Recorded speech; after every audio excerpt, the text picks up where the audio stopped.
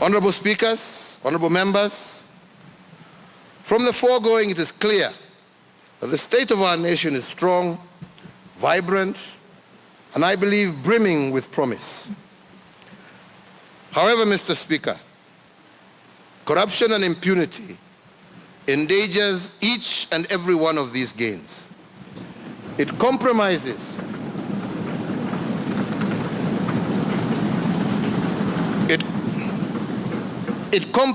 on the promise of devolution, our economic growth targets, the realization of the Big Four. It compromises access to education. It compromises our security, human dignity, and the rule of law, and by extension, the very existence of our republic.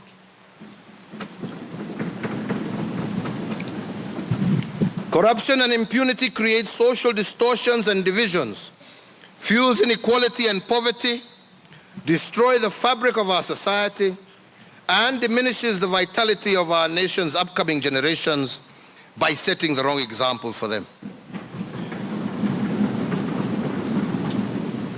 As I said earlier, there is no community, no religion, no moral code in Kenya that endorses stealing and abusing positions of responsibility. Africans, no matter their heritage or where they are in this continent, have ethical and moral principles as core to their cultures. The magnitude of the war against corruption we are fighting today is unprecedented, and it is taking place within our core institutions, Parliament, the executive, the judiciary, county governments, and also in our religious institutions, as well as private sector and professional bodies. While past administrations made attempts to deal with the challenge, the problem remained enormous and required more determined focus. Honorable Speaker, following my proclamation on anti-corruption in 2015, my administration embarked on a program to deepen the fight against corruption through strengthening and resourcing the institutions charged with this most noble duty. Since then, honorable speakers, we continue to witness the highest levels of engagement and action on this previously taboo subject. For the first time in our nation's history, 8 cabinet secretaries, 8 principal secretaries have had to step aside to give way for investigations and prosecutions, a concept previously unknown in public sector management. Honorable Speakers, 7 current and former governors and over 30 chief executive officers of state corporations are under active investigation or prosecution for various corruption-related offenses. In several cases, banks and other financial institutions have been fined for breach of regulatory duty. Infidelity with the law upon institution of any charges against a public or state officer, my administration has dutifully relieved the office holder of their public duties. Indeed, just this morning, I have exercised the legal instrument revoking the appointment of a High Court judge recommended for removal for corruption-related offenses.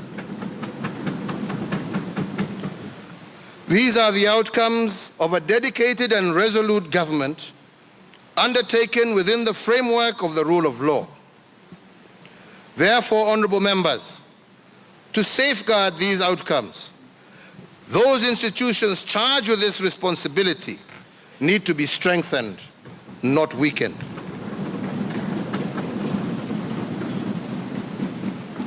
But even with the success we have made, we cannot as yet celebrate. The challenge is still with us and required more concerted efforts to eliminate it.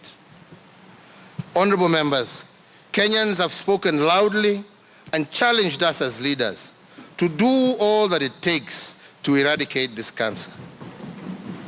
This they did during the National Anti-Corruption Conference held in January of this year, where they tasked me, the Speakers of Parliament, the Chief Justice, and the Council of Governors to commit to various demands that would entrench and widen the fight against corruption.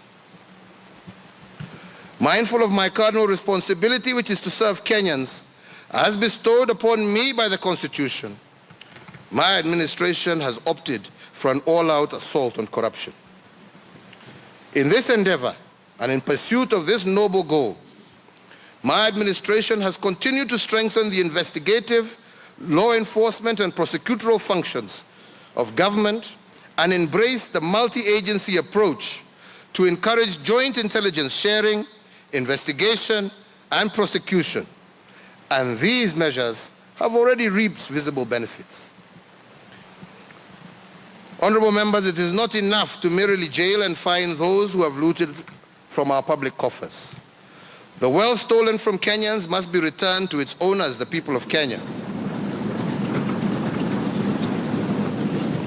with a clear message being that corruption does not pay.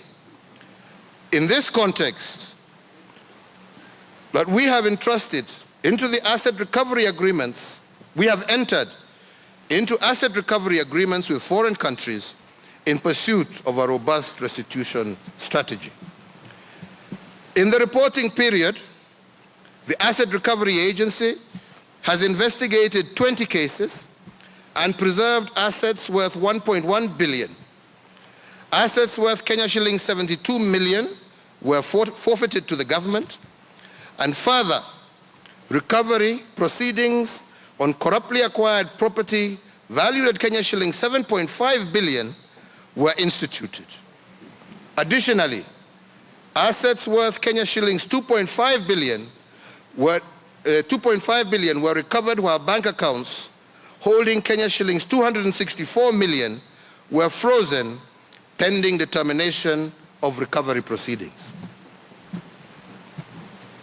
We have also introduced new accountability measures applicable at all stages of the public finance management cycle as a critical prevention strategy.